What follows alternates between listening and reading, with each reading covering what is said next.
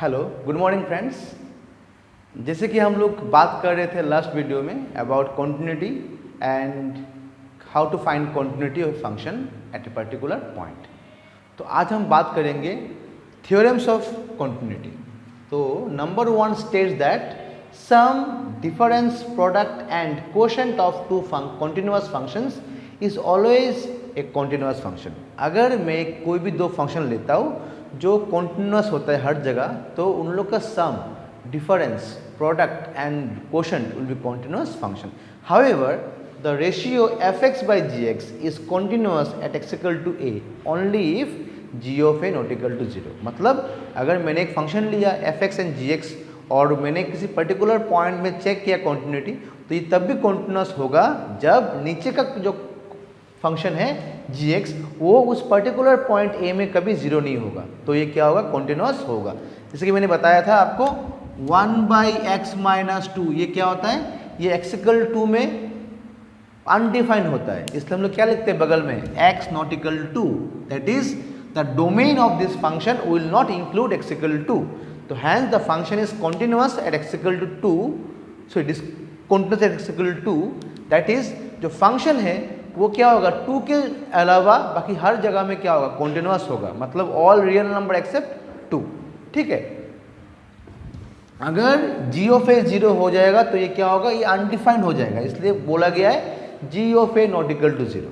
ठीक है, now second theorem states that if fx is continuous and gx is discontinuous at x equal to a, then the product function phi x is equal to fx into gx is not necessarily be discontinuous at x equal to a.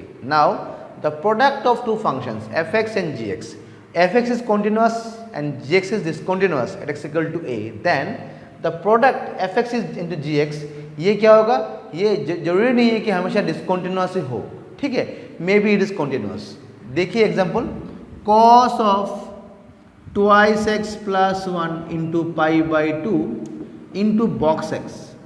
हम लोग आगे पढ़ेंगे जो box x function होता है ना, वो क्या होता है, ये हमेशा डिसकॉन्टिन्यूअस होता है at the integral points, because at the integral points limit does not exist. If I take 2 then box X will be is equal to, if I take 2 plus मतलब 2 point something, then if you take box it will be again 2, and if you take 2 minus मतलब 1.99999 box will be equal to 1। That is at the integral points जो box x हो रहा है वो क्या होता है, हमेशा डिसकॉन्टिन्यूअस होता है, because it's example of non removable discontinuity, because limit does not exist.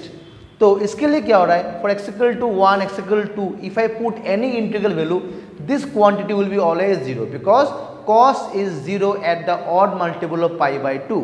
तो ये हो रहा है 0 और ये हो रहा है discontinuous. Now find their product, answer will be always 0।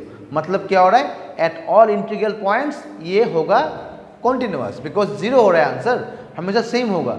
But ये क्या है, कॉस तो हमेशा कॉन्टिन्यूअस फंक्शन होता है, ये क्या है आपका बॉक्स एक्स जो कि इंटीग्रल पॉइंट्स में डिसकॉन्टिन्यूअस होता है, लेकिन देयर प्रोडक्ट बिकम्स कॉन्टिन्यूअस। ठीक है, अभी आपका number 3, if fx and gx both are discontinuous at x equal to a, then the product function fx into gx is not necessarily be continuous at x equal to a। अभी क्या बोला गया, if I take two discontinuous function at x equal to a, then their product जो होगा fx into gx वो क्या होगा, किसी पर्टिकुलर पॉइंट में कभी डिसकॉन्टिन्यूअस होगा या नहीं होगा, ये श्योरिटी नहीं है, मे बी और मे नॉट बी। ठीक है, तो कोई ज़रूरी नहीं है कि हमेशा डिसकॉन्टिन्यूअस ही हो। ठीक है, तो ये हो गया आपका 3 थ्योरम्स। ये जो थ्योरम्स है वो लगभग सेम है लाइक लिमिट्स, ये आपको जानना होगा to solve the questions of NCERT book. ठीक है, तो हम लोग आगे बढ़ते हैं। Now will discuss about the types of functions and their discontinuity at their domain. अभी हम लोग बात करेंगे different functions and their continuity in their domain. ठीक है, तो पहला एग्जाम्पल आ गया point function. What is point function, अगर किसी भी फंक्शन का मैपिंग एक ही पॉइंट में लिमिटेड रहता है उसे कहते हैं पॉइंट फंक्शन। मान लीजिए कि मैंने एक फंक्शन चूज कर लिया f of x is equal to root over of x plus root over of minus x। अभी इस फंक्शन का डोमेन क्या होगा? मुझे पता है any number inside square root should be positive, नहीं तो क्या होगा? अनडिफाइंड हो जाएगा। That is for this square root x must be greater equal to 0 and ये क्या होगा? Minus x greater equal to 0। That means x greater equal to 0 और ये क्या बोलता है? X less than equal to 0। Now you are given two conditions. पहला क्या है? x is greater equal to 0 और ये बोलता है x is less than equal to 0। Now the common case क्या होगा? The common case is x equal to 0। Only x equal to 0 satisfies both the condition. Now for x equal to 0 f of 0 it will be 0 plus 0. Answer is 0। मतलब ये क्या हो गया? It's a point function. जो domain एक ही domain है and the range is also 0। तो ये हो गया आपका origin. This is your point function. In a point function there are how many domain? Domain भी एक है और रेंज भी एक ही है। तो ये हो गया आपका पॉइंट फंक्शन। ये क्या होगा? ये कॉन्टिन्यूअस होगा। हम लोग बोल सकते हैं a point function is a continuous function. ठीक है, तो ये हो गया आपका example of point function. Now number 2, this is called constant function. Constant function. Constant function.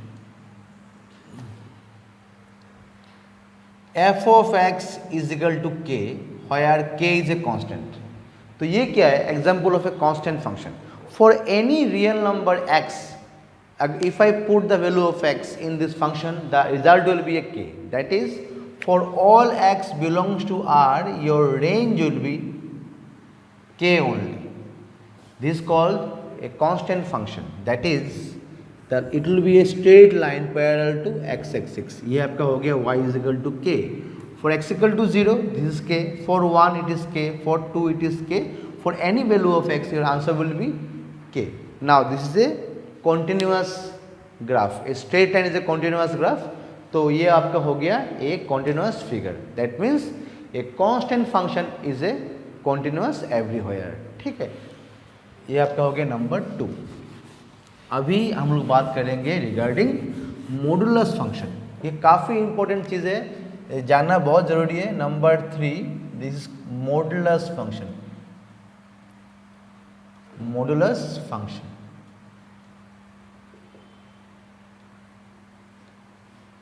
f of x is equal to mod x. mod x का काम क्या होता है? For any real value of x, if I put this value inside modulus x, then क्या होता है? It becomes positive. That is, what does mod do? Mod makes a number positive. तो यहाँ पे क्या हो रहा है?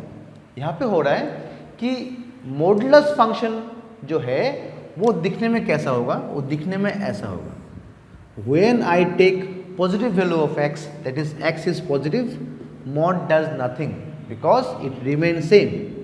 And when x is negative, then mod makes it positive by multiplying by a negative sign, and it becomes y is equal to minus x. Now x negative into minus, minus minus plus.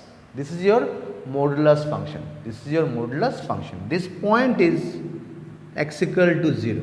x equal to 0. For x positive, y equal to x. For x negative, y equal to minus x. ठीक है, तो mod क्या करता है? हमेशा positive होता है। देखिए, मॉड का ग्राफ शुरू कहाँ से होता है? 0 से, और ख़त्म कहाँ पे हो रहा है? Up to infinity. y is equal to infinity. ठीक है, तो ये क्या है? जो फिगर है वो कॉन्टिन्यूस होता है। इफ़ आई से f of x is equal to mod of x minus 2, अगर मुझे इसका ग्राफ ड्रॉ करना है तो क्या करेंगे हम लोग? कुछ नहीं करना है। जो मॉड फंक्शन था वो क्या था? Mod of x। ये कहाँ पे 0 हुआ था? x इक्वल टू 0 में। अभी ये कहाँ पे 0 हो रहा है? x इक्वल टू 2 में। जो ग्राफ है उसको shift by 2 units. Shift by 2 units. This is the graph of mod of x minus 2। इसको 2 यूनिट से आप शिफ्ट कर दो। Now it becomes the graph of mod of x minus 2। आप कोई भी मॉड फंक्शन लीजिए वो क्या होगा, हमेशा कॉन्टिन्यूअस होगा, ठीक है, everywhere. Now we have 6 trigonometric functions: sine, cos, tan, cot, sec and cosec.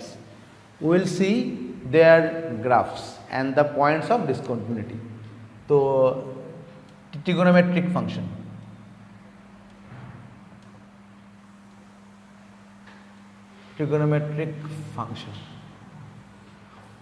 पहला वाला f of x is equal to sin x. The graph of sin x is like this. For any real x, if I put any real x, the value of sin x will lie between -1 to +1. The value of sin x will oscillate between -1 to +1. Therefore, you can say that the graph of sin x is always continuous in the real number. In the domain real number के अंदर क्या होगा, हमेशा continuous होगा. Similarly, the graph of cos x, if I say f of x is equal to cos x, इसके लिए क्या हो रहा है, for all x belongs to R, the value of cos x will oscillate between -1 to +1. जो graph हो उसका वो क्या होगा, हमेशा continuous रहेगा, ठीक है. Like sin, the graph of cos x is also continuous everywhere. तो याद रखिए, तो sin और cos होता है वो क्या होता है, at all real points में ये continuous रहता है, ठीक है. अच्छा, now what about tan x? What is tan? tan x मतलब sin by cos. tan x का मतलब होता है sin x by cos x. तो मुझे पता है cos of x not equal to 0, that is x not equal to twice n plus 1 pi by 2. odd multiple of pi by 2 में tan जो है वो 0, वो अनडिफाइंड हो जाएगा, ठीक है. तो इसका ग्राफ जो है ना वो ऐसा होता है, this point is 0, this is pi by 2, this is minus pi by 2, this is 3 pi by 2 and this is minus pi. If I draw the graph of tan x, I will get something like this. This point is twice pi. The graph of tan x is like this. At when the value of angle is pi by 2, tan becomes discontinuous, because for pi by 2 plus it is minus infinity and for the pi by 2 minus it is plus infinity. तो tan x is discontinuous at all twice n plus 1 into pi by 2 points. जब भी value of the angle will be odd multiple of pi by 2, ये क्या होगा, undefined होगा, मतलब discontinuous हो जा रहा है, ठीक है. Similarly, if you talk about cot x, what is cot x? cos by sin. जहाँ पे sin 0 होता है वहाँ पे cot भी अनडिफाइंड होगा. sin 0 कहाँ पे होता है, sin x is equal to 0 at x equal to n pi. At the n pi points क्या होगा, cot भी अनडिफाइंड होगा. तो उसका ग्राफ ऐसा होता है, this point is 0, this is pi by 2, this is pi. Graph शुरू होता है ऐसा, खत्म होता है ऐसा. at 0, at pi, at minus pi, इस पॉइंट्स में cot अनडिफाइंड होता है, ठीक है. अच्छा, ना what is sec? sec is 1 by cos. cos जहाँ पे 0 होगा वहाँ पे tan और sec दोनों अनडिफाइंड होगा. Similarly sec x is undefined eight the twice n plus 1 pi by 2, मतलब डिसकॉन्टिन्यूअस होगा at the twice n plus 1 pi by 2 points में. And for cosec you can write 1 by sin. अगर sin 0 हुआ तो ये भी undefined हो जाएगा, मतलब cosec x क्या होता है, डिसकॉन्टिन्यूअस होता है कौन से पॉइंट्स में, एट n pi, ठीक है. तो ये आप जान लीजिए, this is about trigonometric functions, ठीक है. अभी हम लोग बात करेंगे about greatest integer function, GIF. Greatest integer function मतलब ग्रेटेस्ट इंटीजर फंक्शन. इसका और भी बहुत सारे नाम से, एक नाम उसका हो गया फ्लोर ऑफ एक्स, उसे कहते हैं फ्लोर ऑफ एक्स। इसको हम लिखते हैं ऐसा, f of x is equal to box of x. It represents an integer less than or equal to x, that is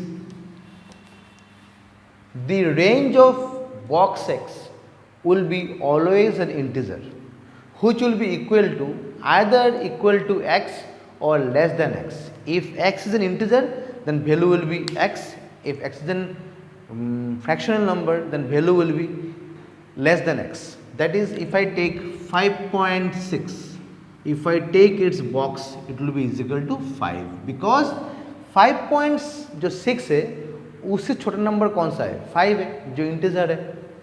5.6 के पहले जो इंटीजर है वो कौन सा है, 5 है। इसका आंसर क्या होगा, 5 होगा। चलिए इसे ग्राफ ड्रॉ करते हैं हम लोग। If the value of x lie between 0 to 1, मतलब the value of x starts from 0 but less than 1, मतलब 0, 0.1, 0.2, 0.5 dot dot dot dot last में 0.999999 less than 1, then the value of box x will be is equal to 0. If I start from 1 and less than 2, then box x will be is equal to 1. That is, the value of x starts from 1 to 2, less than 2, then it will be is equal to 1. Now, if it is minus 1 less than 0, the value of x, box x will be is equal to minus 1. Now, the value of x is lying between minus 1 to 0. That is, if I take minus 0.5, its box will be is equal to minus 1, because minus 0.5 से जो number छोटा है, जो integer है, वो क्या होगा, minus 1 ही होगा। उसका ग्राफ जो है ना वो ऐसा होता है, वो दिखने में ऐसा होता है। This point is 0, this point is 1, this point is 2, this point is minus 1, this point is minus 2. Now, from 0 to 1, the value of box x is equal to 0. Now, y equal to 0 means lying on the x-axis. ये कहाँ पे होगा, on the x-axis. From 0 to 1, 1 के बराबर नहीं है, 1 से less than है, मतलब यहाँ पे क्या होगा, ओपन होगा। अभी देखिए फ्रॉम 1 से 2 के बीच में इसका आंसर क्या हो रहा है, 1 हो रहा है, तो ये आपका हो गया y equal to 1, the value will be lie between 1 and 2, the value is always 1, y equal to 1, and from -1 to 0, the value of boxes will be -1। ये क्या है आपका -1 lying on the, this is -1, this is +1। जब value of x will range from -1 to 0, it will be -1। ठीक है, तो ये आगे हो गया आपका greatest integer function and it's graph. Now you can see from the graph at the integral points 1, 0, -1, -2 ये चलता रहेगा। ठीक है, अगर हम लोग इसे ड्रॉ करते रहेंगे तो ये कभी ख़त्म नहीं होगा। तो समझ लीजिए, you can generalize the condition at 1, 0, 2 at the integral points। जो ग्राफ होता है बॉक्स एक्स का वो क्या होता है, डिसकॉन्टिन्यूस होता है। ठीक है, इसलिए हम लोग बोलते हैं box x functions are discontinuous at the integral points. ठीक है, तो ये आप याद रखिए, ये जो फंक्शंस है, ये कुछ फंक्शंस जो मैं बताया आपको, पहले बताया पॉइंट फंक्शन, फिर बताया मैंने आपको कांस्टेंट फंक्शन, फिर बताया आपको मैंने मॉडुलस फंक्शन, फिर मैं बताया आपको अबाउट ट्रिग्नोमेट्रिक फंक्शन, अभी मैंने बताया आपको GIF, अभी बताऊंगा आपको अबाउट पोलिनोमियल फंक्शन। ये बहुत ही इंपॉर्टेंट फंक्शन है, ये जानना बहुत ज़रूरी है। अभी हम लोग बात करेंगे about polynomial function. f(x) equal to a0 plus a1x plus a2x square plus dot dot dot an into x to the power n, comma n belongs to natural number is called a polynomial function. What is polynomial function? अगर कोई भी expression in terms of x we write the power of x in natural numbers we call it's a polynomial function.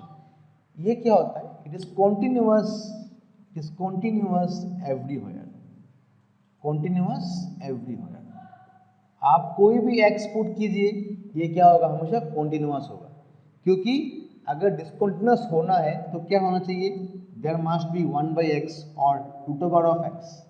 यहाँ पे कोई 1/x भी नहीं आ रहा है, कोई रूट ओवर x भी नहीं आ रहा है, ठीक है, तो कभी ये डिस्कंटिन्यूअस होगा नहीं।